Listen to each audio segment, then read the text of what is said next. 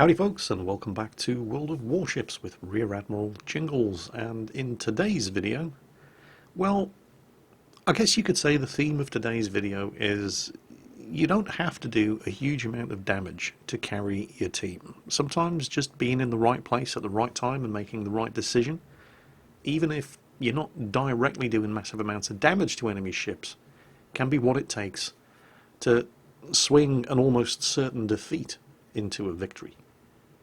This is Grief. He's in the Sims.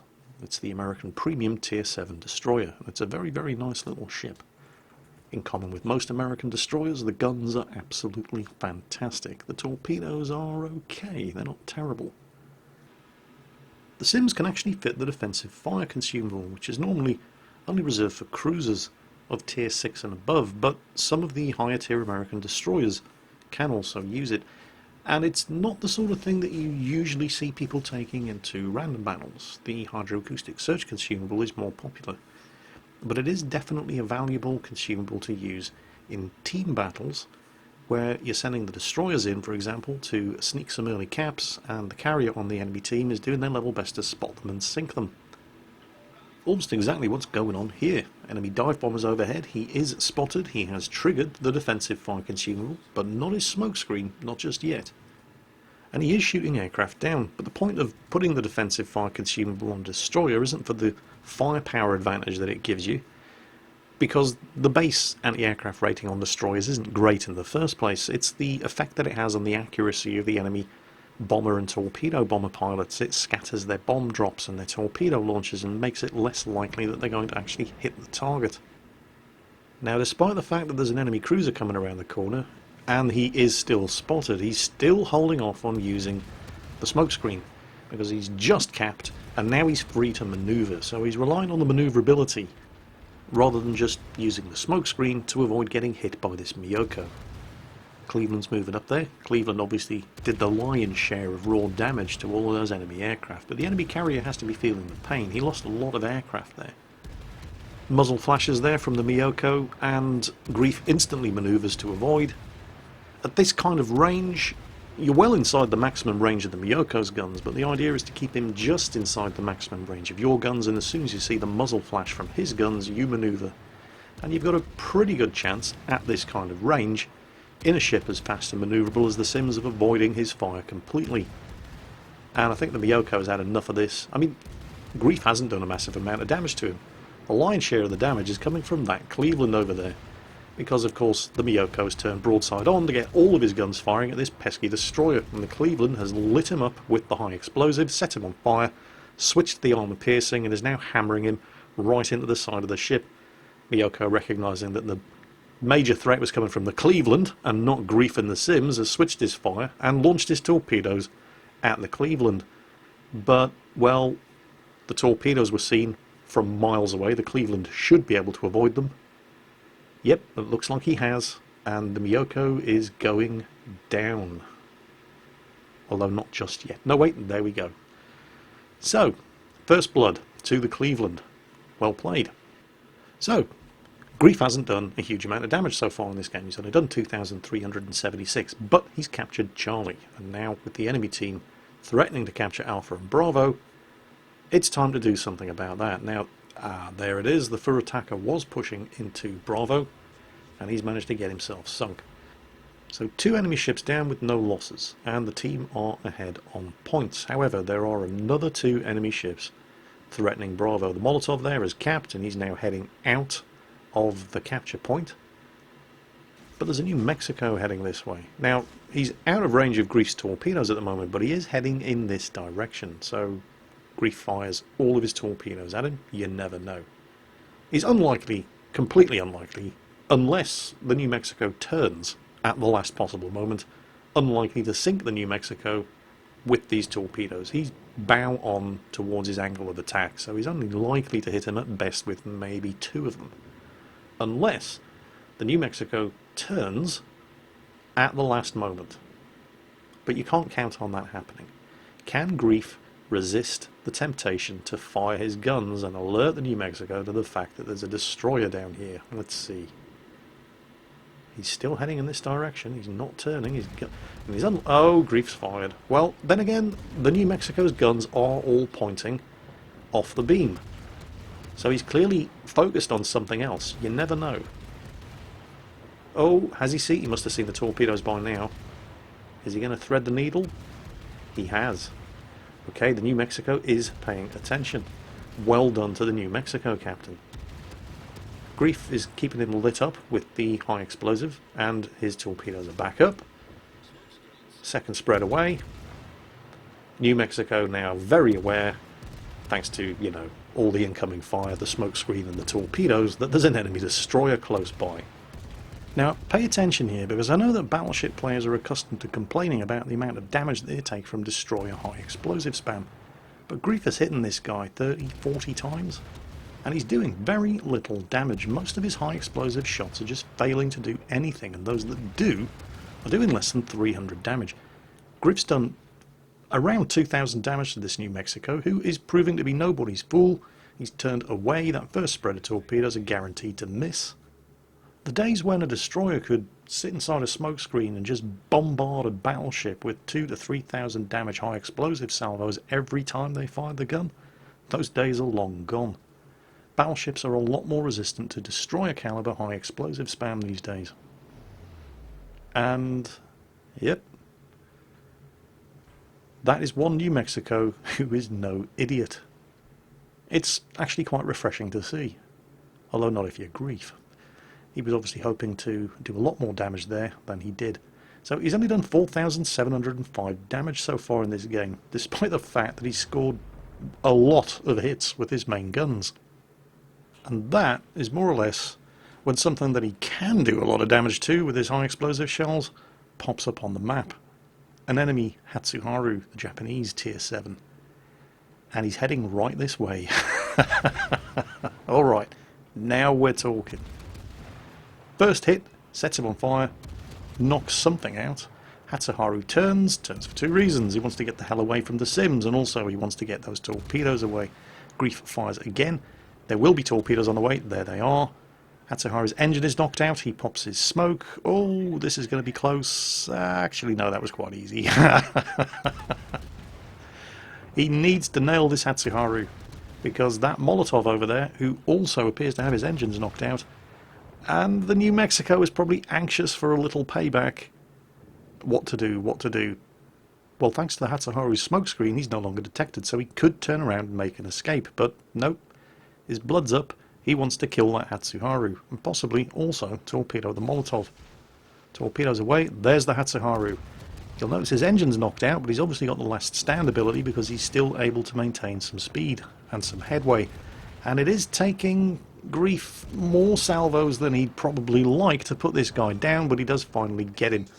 Hatsuharu returned fire at the last moment. Missed. Didn't do any damage. And also the Molotov was occupied with something, didn't take advantage of the Hatsuharu's spotting, and failed to fire at Grief. But that's not going to last forever. Here it comes, and they all missed. And now Grief is no longer detected, and he's capping, and he's got a nice big solid island between himself and the Molotov. While he's busy capping here, he opens up on that New Mexico again. Now he's definitely not really aiming at this New Mexico. I mean, he's got it selected as a target, but he's panning the camera around while blazing away. But he can't actually see the New Mexico with those trees in the way, so he's just blazing away, waiting until he starts scoring a hit, and then aim at that general area. And this is obviously going to be a bit frustrating for him, and then he has an idea. A very sneaky way of seeing exactly what direction a target is sailing in if you can't actually see that target. There we go. He uses the shell camera. Now, you could also look at the minimap and see which direction the bows of the ship are in, but it gives you a clearer view of where you should be aiming if you follow the shells in flight. Now he's actually aiming, now that he's capped and he's moving on, at the New Mexico. And again, you'll notice that he's scored like 100 main gun hits so far in this game, but he's only set one fire. Now he's going to set a few more in a moment, but there we go, there's another one, and shortly he's going to set another one. But that's a lot of ordnance to fire down range with very little return. battleship captains are in a pretty good place at the moment. And I do think that's a good thing, because there was a point when this game was in danger of turning into a world of destroyers and cruisers. Anyway, back to the action. That's a lot of enemy ships over by A. I mean, Grief's capped C, he's capped B, he's driven off the New Mexico, he sank the Hatsuharu, and that's where the lion's share of the damage that he's done so far in this game has come from, because, well, battleships are a lot more resilient to low caliber, high explosive these days. And that's a lot of enemy battleships. So he slows down, he pops his smoke screen, and he starts defending A. At the moment, the enemy team do not hold a single flag, but they're going to cap A unless somebody does something about it. Spots the low health Koenig, starts hitting him, resets the cap there. Whole bunch of enemy strike aircraft flying overhead, so he triggers his defensive fire cooldown. I think there were 2 squadrons of torpedo bombers and 1 squadron of dive bombers. Does not sit in the same location in the smoke screen. People are going to be firing into the smoke screen. Sets the Koenig on fire again. Resets the cap again. Hopefully he's going to be able to sink him. He's up to 33,000 damage now. The Koenig's armour, not as tough as a New Mexico, so he's able to do more high explosive damage to the Koenig, and there's the return fire. People have nothing better to shoot at, they're gonna fire into the smoke screen. Enemy carrier emptying all of his aircraft against that Nagato down to the south, and it looks like he's taken a lot of damage, and it makes sense if you've got a battleship that you can bomb and fire torpedoes at, rather than an unspotted destroyer somewhere in a smoke screen. You're gonna go for the battleship. The Koenig, not dead yet, looks like he's put the fire out, but it doesn't look like he's recovering his health, so his damage repair ability must be on cooldown. He's trying to get out of the cap circle. He has managed to successfully cap. And Grief's team have lost another ship. There's now 4 of them against 6, including the enemy carrier, and the carrier is going to be an issue.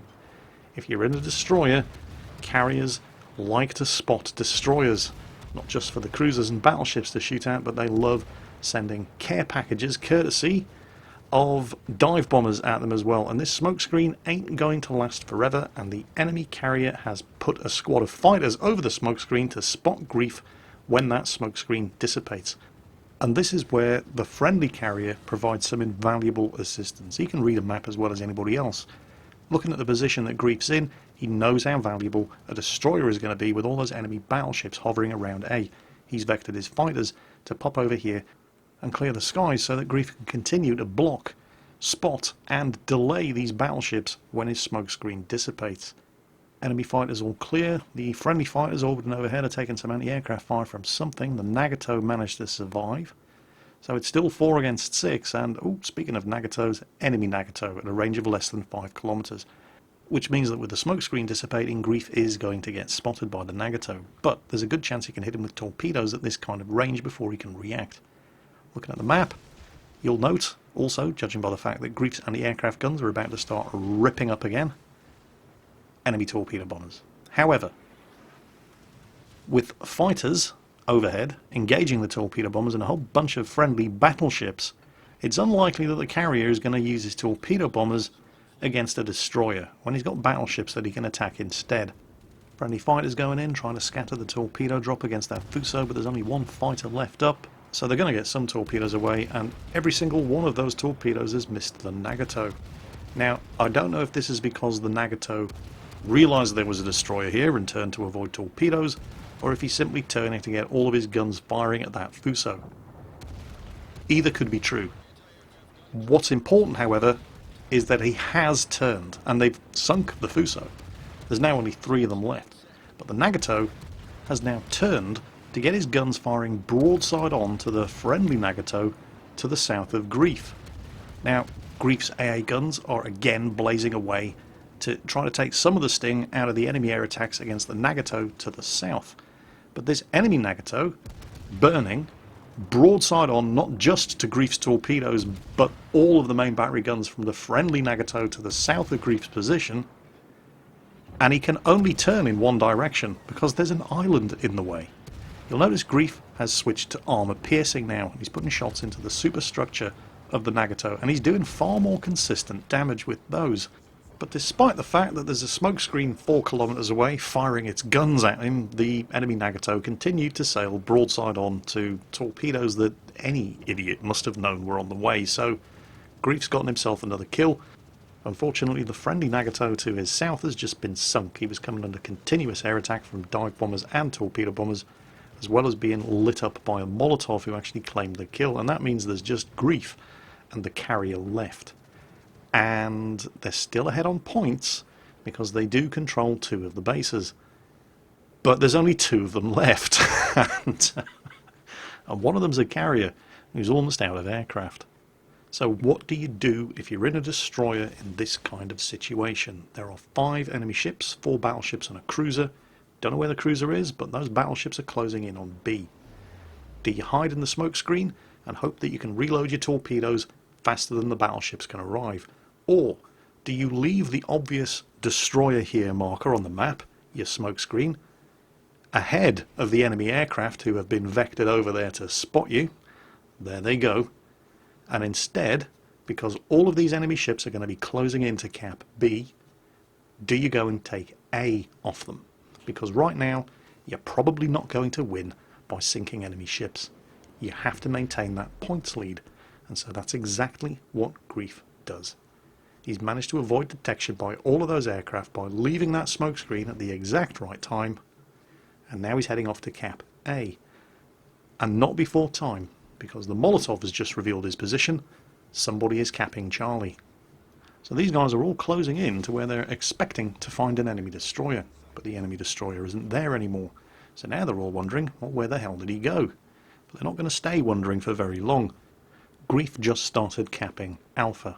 The team still control Bravo, but they're not going to control that for very long. Enemy ships closing in from all points of the compass. The enemy Molotov is capping Charlie, so Grief's team are no longer gaining points from holding Charlie. It's just Bravo. And it looks like the New Mexico over there is about to do something about that. So Grief has to take A from the enemy team in order to maintain this points lead. And if possible, he's going to have to hit that New Mexico to delay his capture of Bravo.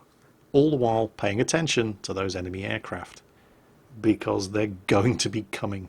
Now that he's given his position away by starting to cap A, enemy aircraft are going to be incoming. Where did the New Mexico go? We know he's in the cap circle. Somebody's in there capping. Can't actually... Oh, there he is. And that looks like he's going to get... Yes, okay, it's only 1 torpedo hit, but 1 is all he needed. He's reset the capture process on Bravo. Unfortunately, he's going to have to motor because now he's been spotted. And so the question that Grief is asking himself right now is, do those aircraft have any weapons? Are they just returning to the enemy carrier? Or are they going hunting for destroyers? And if you look at the map, you can see the location of the enemy carrier.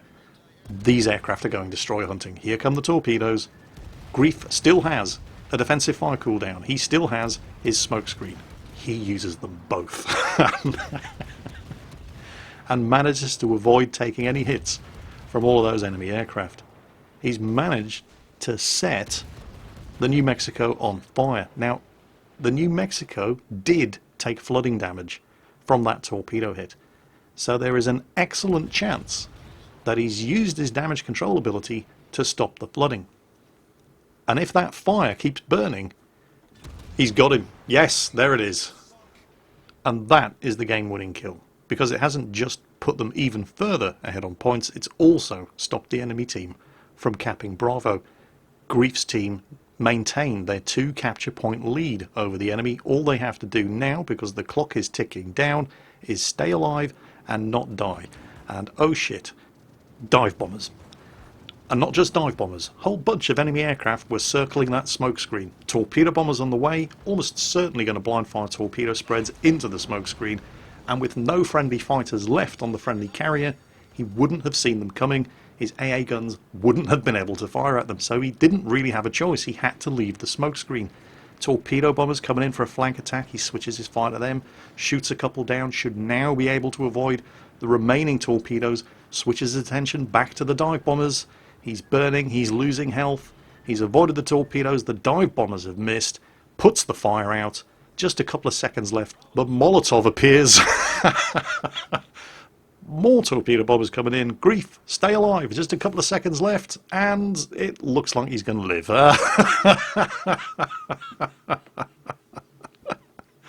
And despite doing less than 60,000 damage in that game, because of all the base captures that he did, look at where he ended up.